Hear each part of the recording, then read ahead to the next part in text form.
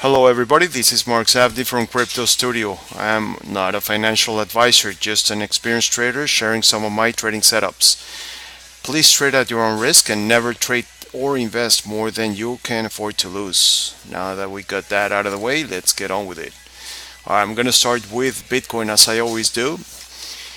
And we just hit a few minutes ago target one on the trade from Tuesday. This was a trade setup on Tuesday that I shared with everybody. You can go and look at some of the videos from the past few days. We had some really nice setups, and they are actually all of them working, four of them. But we're gonna go one by one and see what's going on. So let's start with Bitcoin. Our entry here was 6,400. This origin of the move from November between 5,300 and 7,800, and we got a really nice entry on Tuesday at 6,400. So this was a trade setup, and now we just hit target one at 8,700. The reason that my target was the target was 8700 was because this was an origin of the move in the smaller time frame, and it also has a structure resistance. It's two resistances in the same area.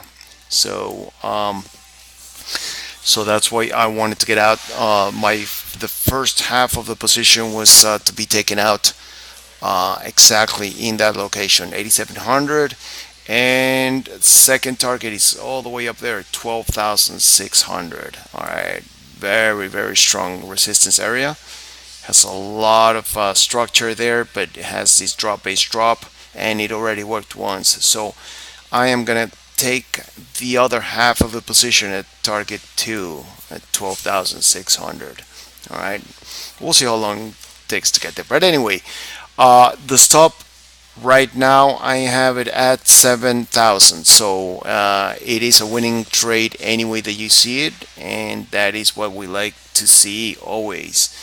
So right now we're still in a higher time frame downtrend, but at least we're starting to see a very nice push on the small time frames.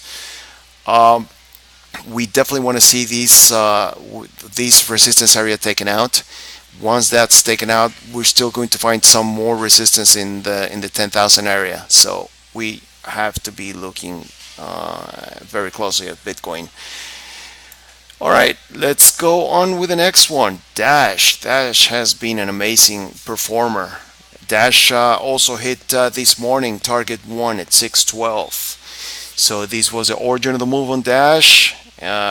We are seeing some very interesting things in the MACD and the RSI. Even though they didn't, the RSI didn't reach my oversold level of 20, it's still starting to look like it wants to turn around and go the other way. Same thing with MACD. MACD, even though it's still under the zero line, the fast line already crossed the slow line. So that is always a good sign. Notice what happened when it crossed going the other way.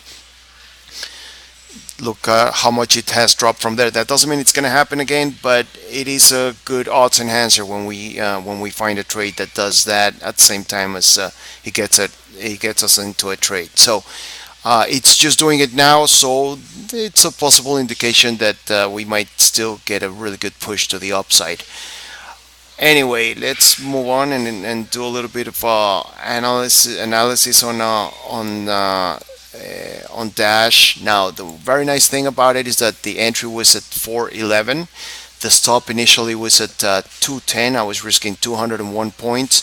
Target one was 612, which hit it this morning, and now my stop is at break even on the remaining coins that I have in it. So at this point, I am just watching. It's a winning trade also, and I believe that it's going to get to target two throughout the weekend or early next week. But that's just by looking at the chart what's telling me where it should go. It is going to find resistance where it is right now, but it is very possible that it's going to get to the next resistance, which is actually in that same area, that same vicinity. Okay, so this the target 2 is actually a technical target, the target 1 and target 3 are not technical targets in this case. Target 2 is definitely a technical target. All right, so looking at this structure here, previous support becomes resistance. So that is definitely a technical target, and we shall see this move to target 2 hopefully this weekend. But at least it's a winning trade also. That is Dash.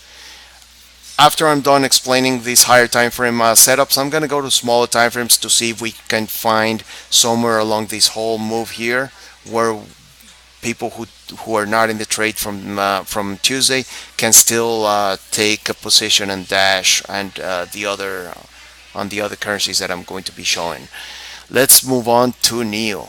NEO has not reached target 1. Now the targets here are taken differently that I took than the way that I took the targets that I showed you on Bitcoin and Dash. On NEO, same thing as the other ones, origin of the move, but this one I took using a strategy called the 7888. All right, uses Fibonacci's to help find the entry area, but remember, as I always explain, the reason to enter a trade is because of price action. You use the indicators just as odds enhancers. Indicators and tools, just odds enhancers, nothing more than that. They help you into a trade, they increase the probabilities in a trade, but they are still just odds enhancers. Okay, the reason for entering a trade is always price action. So price act. This one was amazing. Now the target one is 146. It is not a technical target either. Target 2 is not a technical target either. I picked this target using the Fib extension tool. It's different from the Fib retracement tool. Fib extension tool. This is a 50% extension and this is a 78% extension. So that is what I'm looking for on NEO. All right. Now, same as the other one, same as Bitcoin and Dash. It was a revisit to the origin of the move. First revisit on the 3 of them, so that was really good. So that is what I have for NEO. Now I am going to show you, I'm going to go to a different platform, different exchange, which is Binance. So here we go.